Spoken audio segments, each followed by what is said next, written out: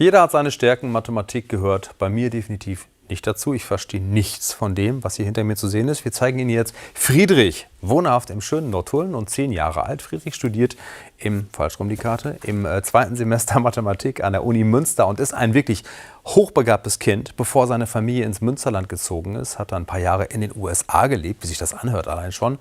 Und ein IQ-Test dort hat einen sehr, sehr hohen Wert, nämlich von 180 ergeben. Der freundliche Jungstudent Friedrich hat uns mitgenommen zu sich nach Hause, in die Schule und natürlich auch in die Uni.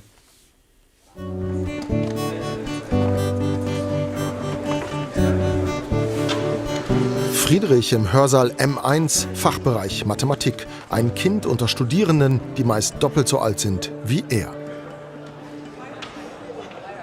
Am Anfang war alles neu, aber dann habe ich mich daran gewöhnt und sie sind meistens nett und freundlich.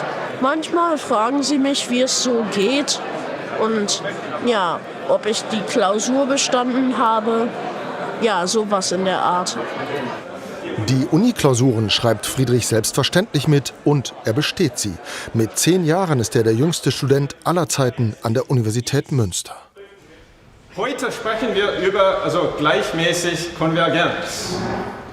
Also wie schnell f von x konvergiert gegen f von x, das hängt davon ab, was der Punkt x ist. Lernstoff, der weit über Abiturniveau hinausgeht. Für Mathe-Ass Friedrich scheinen die komplexen Themen aber spielend leicht. Das macht sehr viel Spaß. Zuerst muss ich die Aufgabe verstehen, dann die richtige Formel finden zum Beispiel und dann diese Formel benutzen. Also das ist schon sehr spaßig.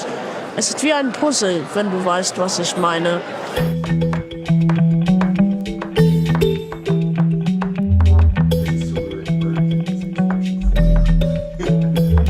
Mathe-Rätsel sind für Friedrich quasi ein Spiel. Neben den Vorlesungen trifft der 10-Jährige einmal in der Woche auch Mathematikprofessor Matthias Löwe in der Uni.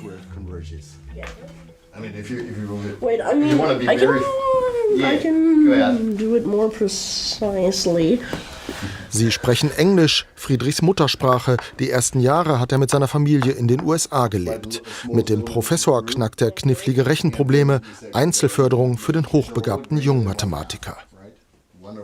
Und er bringt halt eine Menge an Begabung mit, und zwar vor allem Gedächtnis, würde ich sagen, und Mustererkennung. Und das hilft natürlich sehr in der Mathematik.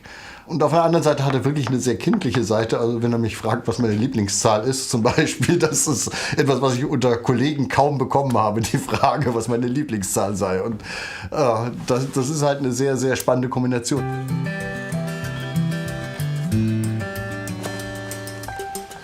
Nachmittags zu Hause in Nordtulln. Friedrichs jüngerer Bruder Richard ist auch hochbegabt. Hier im Garten der Familie sind die beiden aber einfach mal ganz normale Kinder.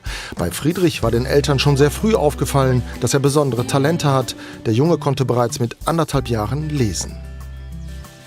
Seine Sinne waren schon immer sehr besonders entwickelt in allen Bereichen. Sehen, riechen, schmecken, hören, alles ist irgendwie überentwickelt bei ihm.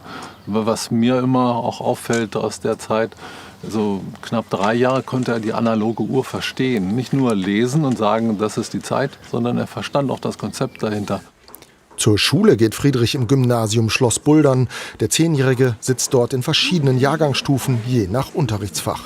Inzwischen hat er mehrere Klassen übersprungen. Die Privatschule macht einiges möglich, um den besonderen Schüler zu fördern. Also Latein mache ich in Herr Schrades Büro. Englisch mache ich mit der 9., also wo ich gerade war. Mathe mache ich im Einzelunterricht mit Frau Dr. Heming. Du hast einen sehr interessanten Berufswunsch, ne? Was möchtest du mal werden? Oh ja, ich möchte gerne Wissenschaftler werden und das Leben der Menschen verlängern. Was auch immer Friedrich in Zukunft wird, seine Eltern wollen ihm keinen Druck machen. Sie hoffen einfach, dass er glücklich wird, egal mit welchem Beruf.